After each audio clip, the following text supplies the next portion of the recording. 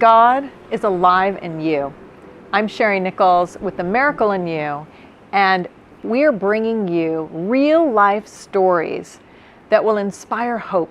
No matter what you're going through, no matter what situation you're in, you know that there is something inside of you that is guiding you to a miracle that you can create at any time.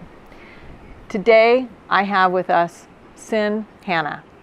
This is a courageous woman who has a very powerful story of overcoming incredible circumstances. So Sin, I want to welcome you to the show today. Thank you so much for being with us. And I'd love to start by having you share what it was that, how you dealt with those circumstances and the miracle that came from that. Well, first of all, I just want to say thank you for having me here. This is so beautiful. And well, first, let me tell you a little bit about my story so that you understand the miracle. But I was pretty much a single mom, and it was always my son and I, and we were very close. And then when he was 21, he was diagnosed as bipolar. And shortly after that, the unimaginable happened for me, and my son took his life. And I did not see it coming. And my son had such a high IQ. I just think that, it's like his beautiful brain just turned on him. And, but obviously I was devastated. I had no idea that he was in such turmoil too. I was getting him help, but anyway, I didn't know what I really needed to be doing.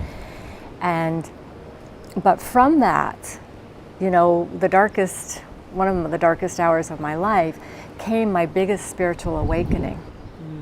And I remember it was 2 days, I was sitting in church after my son died, and I was just having this, I felt so inspired, which seems so contrary, but I was having this huge download. And the things that were coming to me were that your biggest fear has already happened. So what do you have to be afraid of now? And that it was time for me to start stepping into my greatness, whatever that was for me, were the exact words. And I wanted to be a life coach, but I kept being afraid and listening to those voices in my head that said, who do you think you are? What will people think? And another thing was that I was terrified of public speaking. And my son had already was really good at walking through his fears. And in church that morning, I decided that it was time for me to start walking through my fears, and to do that and to honor my son, that I was going to speak at his memorial. And so that was the first day I ever spoke in public, and I spoke in front of 500 people. And I am so glad that I did that. Oh, Sin, first of all, just my heart goes out to you to be alone and going through that, and the courage that you had to go through that. And so at 21, your son takes his life, and you are going through this alone, and it's taken you down a path of despair and devastation, as is so many people who might be listening to this, who might be going through the same thing. It's got to be one of the hardest things to lose a child, and yet you kept going. You kept putting one foot in front of the other, and one day you're in church, and you hear this voice saying to you, what are you afraid of? You've already faced a great fear, and now it's time for you to step into your life. And so you make that decision, that bold decision, to step out of where you were and step into a life where you would become a life coach, serving other people, and really giving your gifts of wisdom that you'd learned over the years from this great loss that you had suffered. I mean, that is so courageous. That is so courageous. So that in and of itself is a miracle.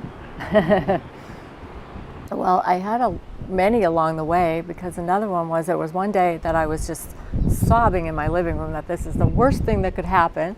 And this little voice in my head said, now is it really?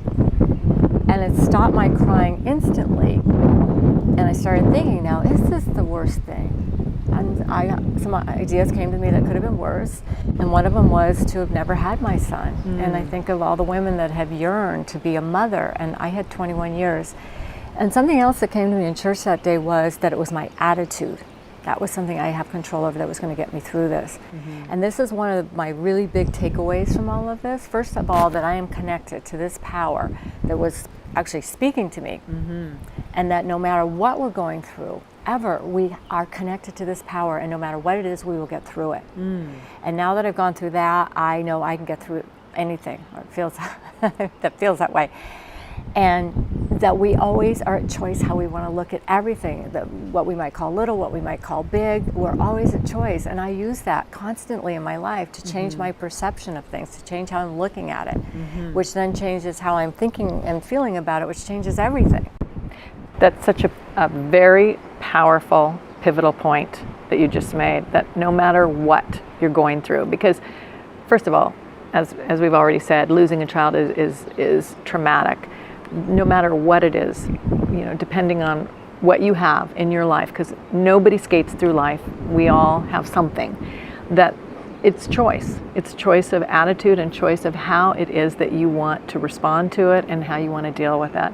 And what I'm hearing you say is that by stepping into that attitude that can really connect with the power that's within you, knowing that there is that power, that gave you strength to move forward. So Sherry, the real miracle in all of this is the connection that I still have with my son. My son made himself known to me before I even knew that he had transitioned.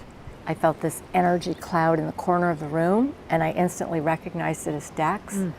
And then I heard the words in my head, "I'm sorry." And in those words was a whole download of, I'm not sorry I'm dead, but I'm sorry for the pain it's going to cause you. And this was before I knew he was gone, so I thought I made it up. But as time went on, he has made himself known to me. He's communicated with me. And so I know, for me personally, that there is absolutely life after death, that the veil is way thinner than you ever think, and that there is a way to have a continued relationship with your loved ones. Beautiful. That love, it sounds so corny, but love is eternal. And love is all that matters. It's the connection. What a beautiful, beautiful miracle. And for you, having that, knowing that he's around, and for, that's got to be so comforting, Sin, to know that he's with you. Yes, it has made a big difference to me, because I feel like I have this guardian angel. Oh, that's so beautiful. Yeah, and I know I will see him again. Yeah, and then knowing that, as you said, life doesn't stop when the body is gone, but that life continues, and that there is this guidance from the other side, and this is all part of experiencing these miracles and having that guidance with you. And I know when we were talking, you mentioned that you have had some guidance from him. So how does that work? And like for the viewers watching that might want to try this, and that don't have any communication that they're aware of, how would you suggest that they step into this so that they might be able to have the same type of experience that you've really been blessed with Dex? Well, what I would suggest is that you sit down and ask your loved one to just talk to you. And like Dex was yelling in my head to go right, and he was yelling it, and so I picked up a pen and paper, and I just could not keep up with him writing. I mean, what he was saying. I could not keep up with the words that were coming into my head. So just invite them into a conversation and see what comes. And if you feel like you're making it up, just keep writing it. I thought I was making this up for a very long time, and then my son told me some pretty specific things that then I had mediums tell me without any prompting from me the exact same thing as and I know my son was validating. No, you hear me, Mom. You're hearing me. So it is possible, I believe, for all of us to connect with our loved ones. And one thing I do know is they want to connect with you. They want you to be okay. They want you to know they're okay.